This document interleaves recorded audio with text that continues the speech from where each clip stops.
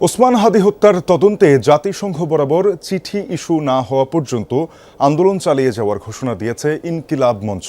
বৃহস্পতিবার দিবাগত রাতে হোটেল ইন্টারকন্টিনেন্টাল মোড়ে অবস্থান কর্মসূচি থেকে এই ঘোষণা দেন ইনকিলাব মঞ্চের সদস্য সচিব আব্দুল্লাহ আল জাবের।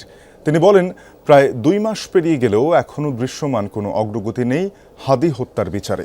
দাবি না মানলে আরও কঠোর কর্মসূচির হুঁশিয়ারিও দেন তিনি। বিজলি কেবলসের স্কিন কোটেড ইনসুলেশন আগুন প্রতিরোধী। বিজলি কেবলস, নিরাপদ আজীবন।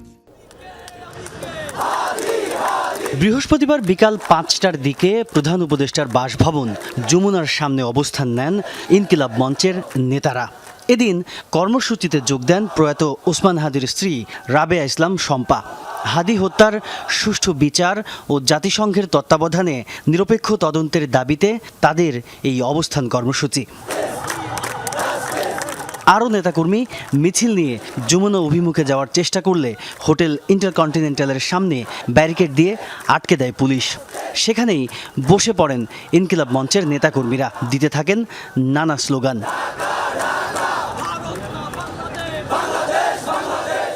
অবস্থান কর্মসূচিতে সংহতি জানাতে আসেন ঢাকা ৮ আসনে জাতীয় নাগরিক পার্টি মনোনীত প্রার্থী নাসির উদ্দিন পাটোয়ারি। ছিলেন প্রায় মাঝরাত পর্যন্ত। প্রধান উপদেষ্টা ওসমান হাদীর প্রতিনিধিদের কাছে দেখা করতে টাল্টি বাল্টি দেখায়, কোনো ধরনের হাঙ্কি পাঙ্কি করবেন না। ইনকিলাব মঞ্চের নেতাদের অভিযোগ, ওসমান হাদী হত্যার বিচারে কোনো আগ্রহ নেই অন্তর্বর্তী সরকারের। দাবি দ্রুততার সাথে মেনে নিতে সরকারের প্রতি আহ্বান জানান তারা।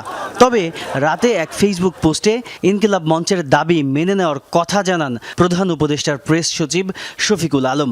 পোস্টে তিনি লেখেন, জাতিসংঘের মানবাধিকার বিষয়ক হাই কমিশনারের কার্যালয়কে যত দ্রুত সম্ভব তদন্ত পরিচালনার প্রস্তাব দেওয়া হবে। এই ঘটনায় পূর্ণ বিচার নিশ্চিত করার অঙ্গীকারে অন্তর্বর্তী সরকার অটল রয়েছে এবং এ ধরনের তদন্তে সরকার সর্বাত্মক সহযোগিতা করার কথা জানান শফিকুল আলম।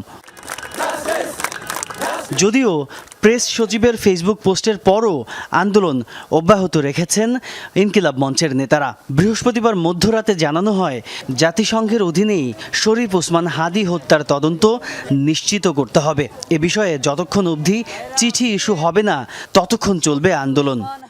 আমাদের দেখাইতে হবে এই চিঠিতে সে কি লিখছে, নয়তো আমরা কোনোদিন জানবই না যে জাতিসংঘ কেন এই চিঠি ফেরত দিছে অথবা জাতিসংঘ কেন এই চিঠি গ্রহণ করছে। আমাদের এই ব্যাপারে স্পষ্ট ধারণা থাকতে হবে, যার কারণে সে এখন এই চিঠি ইস্যু করুক বা আগামীকাল এই চিঠি ইস্যু করুক, সাথে সাথে জনগণের উদ্দেশ্যেও এই চিঠি ফেসবুকে বা অন্যান্য সোশ্যাল মিডিয়াগুলোতে দিয়ে দিতে হবে, সংবাদ মাধ্যমের কাছে দিয়ে দিতে হবে। শুক্রবারের মধ্যেই চূড়ান্ত কোনো সিদ্ধান্ত না এলে ব্যারিকেড ভাঙার হুঁশিয়ারিও দেন ইনকিলাব মঞ্চের এই নেতা। তাজনুর ইসলাম, যমুনা নিউজ, ঢাকা।